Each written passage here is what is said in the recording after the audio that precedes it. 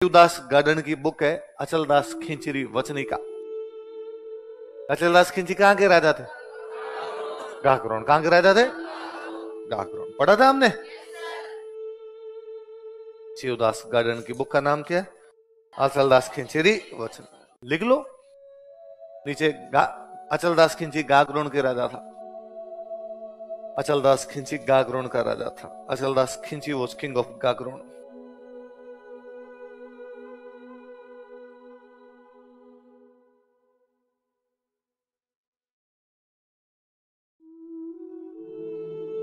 अचलदास खिंची गाकरोन का राजा था।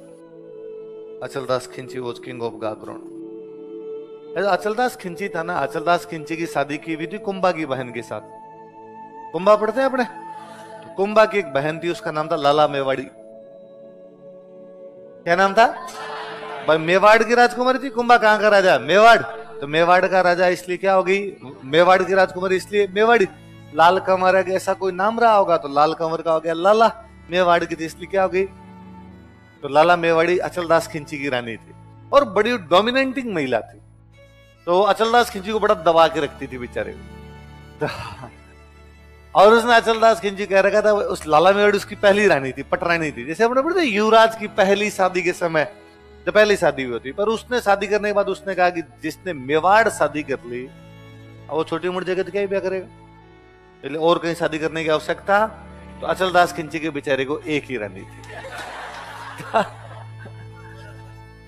फिर कहते हैं एक बार कोई एक संगीतकार भाई बहन थे, वो घूमते घूमते घूमते घूमते गागरोन आ गए। तो गागरोन आए और गागरोन दरबार के अंदर उन दोनों बहन भाइयों ने बहुत अच्छे गीत गाए, बहुत अच्छे दोहे सुनाए। वो बहन जो थी वो बहुत अच्छी वीणा बजाती है, बहुत अच्छी वीणा बजाती है। अचलदास खिंची बड़ा राजी होता उन बहन भाई से। अचलदास खिंची उस लड़की को कहता है कि तुम मेरी बहन के समान हो, और बहन मैंने अब तक ये सुना था कि मारवाड़ की जो महिलाएं होती है वो 36 गुणों से परिपूर्ण होती है।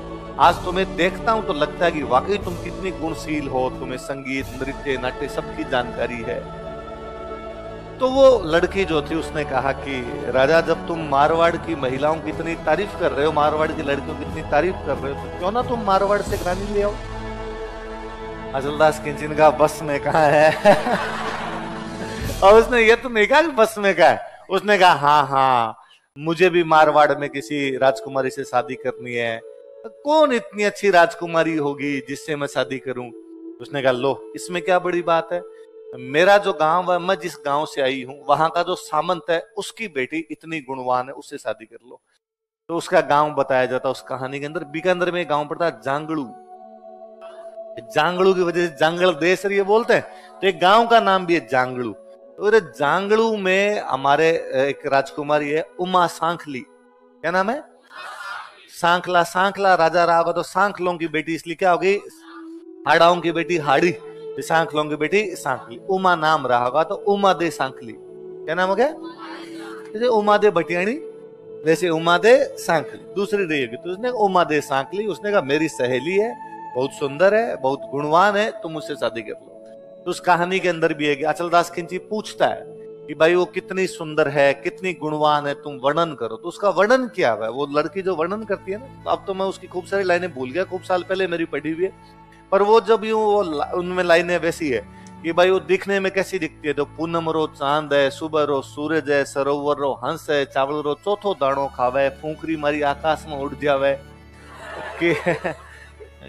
पूनम के चांद की तरह सुबह का जैसे सूरज उग रहा हो, जैसे कोई सरोवर का हंस हो, खाना केवल चावल का चौथा ही दाना खाती है, इतनी दुबली है कि फूंक मारे तो लखटवंटी है टुकड़ी दा। तो वो यूं बड़ा यूं, पर वो मैंने वो कहानी पढ़ी होगी कोई 2008 के आसपास वो कहानी पढ़ी थी पहली बार। तो मैं जब उस कहानी को पढ़ रहा था तो मुझे लग रहा था मैं वो गीत सुन रहा हूं। एक लड़की को देखा तो ऐसा लगा। तो उसमें वो जितनी लाइनें है ना, खिलता गुलाब, ये वो सारी लाइनें एक्जैक्टली वो व्याख्या है। जबकि वो कहानी लक्ष्मी गौरी चुंदावत की लिखी हुई 1960 के आसपास। क्योंकि अपनी ये जो उपमाएं देने का तरीका एक जैसा है। तो जो वो इतना यूं वर्णन करता है अचलदास खिंची कहता है कि ठीक डन, और मैं तुम्हारे गांव की राजकुमारी से शादी कर लूंगा। अचलदास खिंची को खतरा तो खुद की रहनी से था। तो अचलदास खिंची आता है और कुंभा की जो बहन थी लला मेवाड़ी, उसको आगे अचलदास खिंची फेर पड़ता है कि भाई रे लोगों के बीच जबान दे के आया हूं, मैं कह के आ गया, प्लीज एक ब्याह करने दे, है ना। लोग कहते काय का राजा है यार, इसकी एक ही रानी है, राजा की रानियां 20-50 तो होनी चाहिए यार, खूब सारी, कोई भाई 50-50 रानियां हुआ करती, और मेरे एक ब्याह किया हुआ है, एक और कर लेने दे, आज मैं लोगों के बीच बोल के आ गया। तो लाला मेवाड़ी पहले तो बड़ी नाराज हुई, उसने कहा ये क्या तरीका है, और तू बोल के क्यों आया। पर यदि फिर भी अब चलो तूने जबान दी है, मैं तेरी आदर करती हूँ इस बात के लिए, पर एक शर्त पे शादी कर सकता, क्या, कि तू शादी करके आ जा, यहां वापस आने के बाद उससे कभी बोलेगा नहीं। अचलदास खिंची ने कहा डन, एक बार लोगों के बीच में बेइज्जती तो नहीं हो, मैं कह हूं। तो अचलदास खिंची जांगलू शादी करने के लिए आता है, वहां से गागरोन झालावाड़ मध्य प्रदेश एकदम टच करता हुआ, जांगलू मतलब बीकानेर पाकिस्तान बॉर्डर, मतलब पूरा राजस्थान क्रॉस करोगे आप, तब जाके आगे इस छोर से इस छोर पे, भाई आप दक्षिण से उत्तर की तरफ जा रहे हो पूरे के पूरे एकदम। तो पहले क्या बारातें जाया करती थी, तो बारातें रुकती थी, कई दिन रुकती थी, और राजा की बारात 2 महीने भी रुक जाती, 2-2, 3-3 महीने राजाओं की बारातें रुक जाया करती। भाई नॉर्मल जो अपने नॉर्मल लोगों की बारातें भी दादाजी वाली पीढ़ी तक 3-3 दिन रुकती थी, है ना। ये दादाजी वाले तक 3 थी, तो परदादाजी वाले तक 5 रही होगी, उससे पहले 7 रही होगी। तो उसका सिंपल सा रीजन था जी कि घोड़े ऊंट थक जाते, पशु जो थे वो थक जाया करते, तो रेस्ट दो, रेस्ट दे के वापस चलेंगे जब दूर बारातें जाया करते। तो अचलदास खिंची राजा है, तो राजा की बारात 2-2.5 महीने तो रुकेगी। अचलदास खिंची ने को बारात रोकी तो 2-1 साल क्योंकि अचलदास खिंची को पता था कि जाते ही तो लाला मेवाड़ी बात करने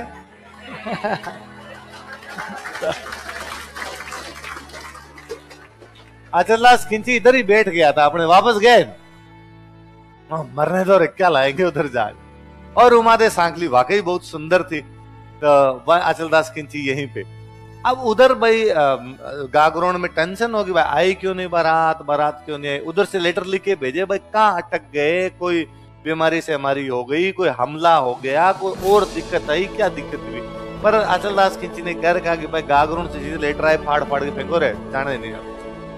फाइनली लाला मेवाड़ी वहां से एक मंत्री भेजती है, पुरोहित जी भेजती है, पंडित जी भेजती है, जाओ और जाके राजा से पूछो क्या दिक्कत है। पुरोहित आता है, आके राजा कहता है कि भाई तुम चल क्यों नहीं रहे, वापस चलना चाहिए तुम्हें। राजा ने कहा यार बारातें इतने दिन तो रुकती है, इसमें क्या है, थोड़े दिन तो और रुकते हैं। उसने कहा थोड़े 2 साल में बैठा, और मैं ना राज्य में घूम के आया, तू तो अंदर बैठा है ससुराल के अंदर, मैं राज्य में घूम के आया, लोग बात कर रहे हैं काहे का जवाई है, घर जवाई हो गया, यहीं पे आके बैठ गया, बेइज्जती नहीं होती यार ससुराल में आके टिक गए यहाँ पर, और तुम क्यों नहीं चल रहे, मुझे रीजन तो बताओ।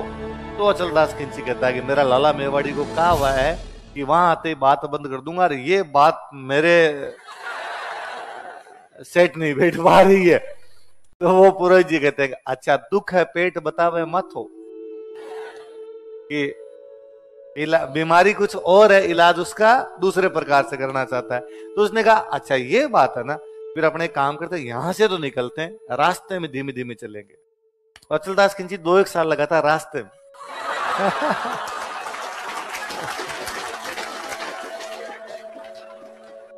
यार 10 किलोमीटर चले गए, थक गए, रुक जाओ भाई रे, अब नहीं चला जाएगा, अपने घोड़े थक गए, ऊंट थक गए, अपने तो बारिश आ गई, देखो नदी कितनी बह रही है, डूब गए तो।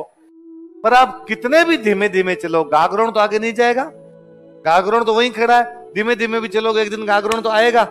और अचलदास खिंची वचनों का पक्का इस मामले में। जैसे ही वहां पर पहुंचे, उस रानी के लिए उमादेव सांकली के लिए अलग से एक महल बनवाया, अब वो रानी उसमें रहती। अचलदास खिंची वापस गया ही नहीं कभी। 7 साल बीत गए इस बात को। 7 साल बाद में वो लड़की जिसने वो रिश्ता करवाया था, जो उमादेव सांकली की दोस्त थी, वो वापस आई।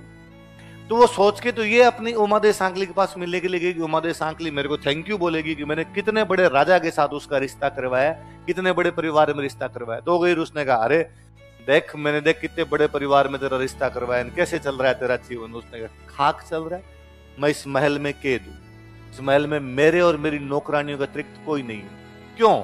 अरे यहाँ आने के बाद पता चला कोई राजा के और पहले वाली रानी के बीच में इनके समझौता था कि यहाँ आने के बाद बातचीत ही नहीं होगी। वो लड़की बड़ी इंटेलिजेंट, उसने कहा ये बात है क्या, चलिए इसका तो इलाज कर देंगे अपना कोई ना कोई। क्या इलाज करेंगे? तो उसने अगले दिन एक खबर फैलाई चारों तरफ गागरोन के अंदर कि दुनिया में सबसे सुंदर हार यदि किसी महिला के पास है तो उमा दे सांकली। उमा दे सांकली से सुंदर हार किसी भी महिला के पास है। महिलाओं को और किसी चीज से ईर्ष्या हो ना हो, है ना, गहनों के प्रति अलग आकर्षण होता है। लाला मेवाड़ी को जब ये पता चला कि उमा दे सांकली के पास अच्छा आ रहा है, उसको बड़ा बुरा लगा। तो मैं मेवाड़ की राजकुमारी, मैं पटरानी हूँ गागरोन की, और हार उसका अच्छा। तो उसने अपनी नौकरानियों को भेजा कि जाओ उमा दे सांकली को उसको को एक बार तेरे हार की डिजाइन दिखा दे, इससे भी सुंदर नहीं बनवा दूं श्याम से पहले पहले। तो लड़कियां गई, नौकरानियां गई, जाके कहा। तो वो जो दोस्त थी उमा दे सांकली की वहीं बैठी थी, तो उसने कहा कि लाला मेवाड़ी को जाके कहो कि हार तो हम देखने के लिए दे देंगे, पर एक दिन के लिए अचलदास खिलची को हमारे महल में भेजना पड़ेगा। अब वो लाला मेवाड़ी का डन, कोई बात हार चाहिए भाई साहब, है ना। तो अचलदास खिलची उस दिन जब दरबार से वापस आए, लाला मेवाड़ी ने कहा कि वो भी आपकी रानी है, आपको जाना चाहिए संभालने के लिए। अचलदास खिलची ने कहा तूने क्या खाया आज, तेरे चक्कर में नहीं जा रहा, बाकी मुझे तो पता ही है, मैं ब्याह करके आया तो मेरा कर्तव्य बनता है कि भाई उसको भी संभालना चाहिए। लाला मेवाड़ी ने कहा मैं छूट दे रही हूँ, एक दिन के लिए तुम जा सकते हो। तो अचलदास खिलची वहां गया। मैं कई बार सोचता हूँ यार उमा दे सांकली कितने राजी हुए होंगे कि जाने कितने दिनों के बाद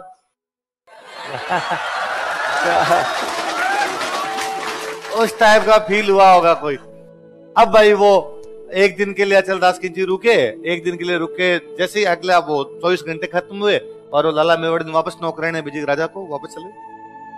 तो नौकरानियां वापस आई, नौकरानियों ने कहा भाई उधर लाला मेवाड़ी के महलों में पधारना आपको। तो राजा जब निकलने लगा ना वहां से, तो वो जो उमा दे सांकली की वो दोस्त थी वो महल के बाहर बैठी थी। तो उसने महल से बाहर निकलते उसने कहा कि पोर भई पगड़ो हुओ बिछड़न रही है बार। पोहर मतलब सुबह हो गया, पगड़ो मतलब सुबह हो गया, पोहर मतलब 8 पहर बीत गए ना, 24 घंटे हो गए, पगड़ा मतलब सुबह हो गया। पोर भई पगड़ो हुओ बिछड़न रही है बार, क्या बिछुड़ने की वेला आ गई है। ले सखी थारो बाल मोर उरदे मारो हार। ये सखियों तुम्हारे बालम को तो ले जाओ, लाला मेवाड़ी के पति को ले जाओ, लेकिन हमारा बदले में क्या देके जाओ। तो उन लड़कियों ने हार दिया उसको। तो अचलदास खिलची ने पूछा अरे ये क्या बोला, और तुमने क्या लिया, क्या दिया। तो उस लड़की ने वो हार दिखाते हुए कहा कि गागरोन के राजा की कीमत एक हार है, एक हार देके गागरोन के राजा को 24 घंटे के लिए कोई भी खरीद सकता है। अचलदास खिलची को बड़ा बुरा लगा कि यार ऐसा कैसे किया जा सकता है मेरे साथ। अचलदास खिलची वापस आए, लाला मेवाड़ी को कहा भाई आप मुझे कहते ना तो मैं दुनिया की सबसे खूबसूरत हार आपको ला के देता, पर आप मेरी कीमत कैसे लगा सकते हो, तुमने मुझे बेच कैसे दिया था। लाला मेवाड़ी ने कहा छोड़ो, जो हुआ हुआ, अब जो हो गया बस खत्म, आप इधर बैठो। अचलदास खिलची ने कहा ना, आपने अपना शर्त तोड़ी है, आप इस प्रकार बेच नहीं सकते, अब तो मैं आपके पास रहूंगा ही नहीं, अब मैं उमा दे सांकली के पास।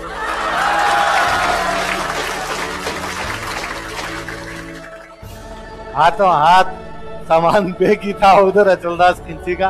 अचलदास खिलची वापस चले गए वहां पर। तब मुझे वापस लगता है कि उमा दे सांकली ने पूछा अगर इतनी जल्दी आप तो अभी गए थे, हाथों हाथ कैसे आ गए। अचलदास जी ने कहा होगा कि तेरे लिए मैं सिग्नल तोड़ ताड़ गया। अचलदास खिलची अलग राजा है, तो आप पढ़ना कभी लक्ष्मण चुंडावत की कहानी हो।